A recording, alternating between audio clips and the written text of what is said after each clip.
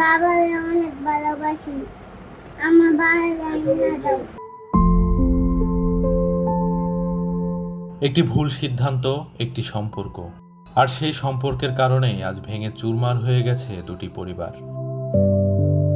যে ঘরে একসময় ছিল হাসি খুশি, আজ সেখানে নেমে এসেছে নীরবতা আর অপেক্ষা। কখন ফিরবে তারা? আদৌ কি ফিরবে? সন্তানদের ভবিষ্যতের কথা ভেবে তারা এখনো চান ভেঙে যাওয়া সংসার আবার জোড়া লাগুক। হ্যাঁ, সন্তানের জন্য আমার মেনে নিতে হবে। আমার এই যে একটা ছেলে 6 বছর চলে আর এই মেয়ে 13 বছর চলে, আমাদের এদের জন্য আমার মেনে নিতে হবে। আমার স্ত্রী সবচাইতে সে বলে যদি চলে যাওয়ার হতো আগেই যাইতাম। সন্তান এখন বড় হয়ে গেছে, এখন তো চলে যাওয়া সম্ভব না। 5 দিন ধরে আমি কিচ্ছু খাই না, ভাত পানি খাইতে পারি না। কেমনে মুখে দিলেই তো ওই কথা মনে পড়ে। কেমনে খাওয়া যায়? এত ভালোবাসার পরেও যদি তুইয়া যায় তাহলে ওই খাওয়া যায় কিছু, কোনো কিছু মুখে দিতে পারি না।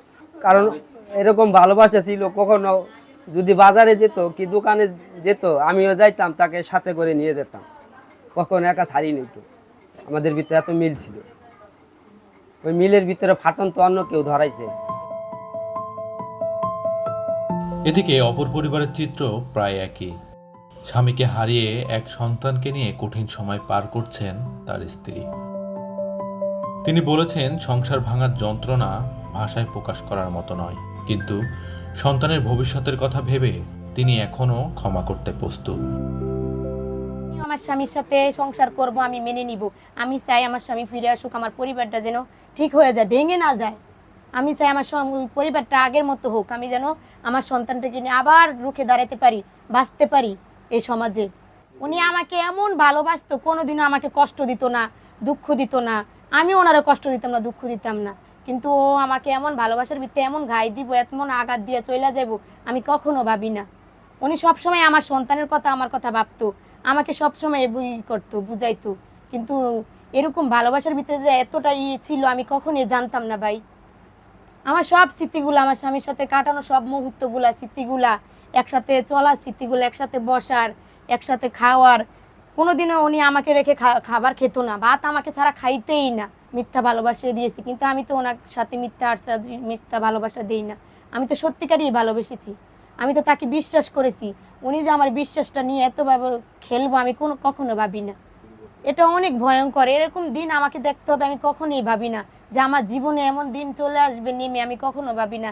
এ কেমন ঝড় আসছে আমার জীবনে যে আমার সংসারটাই ভেঙে গেল। আমি চাই আমার সংসারটা যেন আগের মতো হয়। আমি চাই আমার সন্তান স্বামীকে নিয়ে আমি আগের মতো রুখে দাঁড়াতে, বাঁচতে। তবে সবচেয়ে হৃদয় বিতরক দৃশ্য সন্তানদের কথায়। ক্যামেরার সামনে কথা বলতে গিয়ে বারবার কান্নায় ভেঙে পড়ছিলেন তারা। কেউ মাকে ফিরে চান, কেউ বাবাকে। দুপুরটা আমি খেতে আসছি, তখন আমার ভালো লাগে না।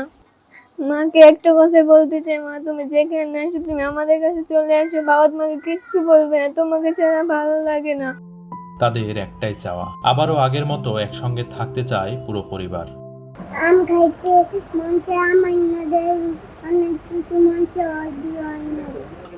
অনেক কিছু না দেয়, আমি যা করি যাই না দেয়।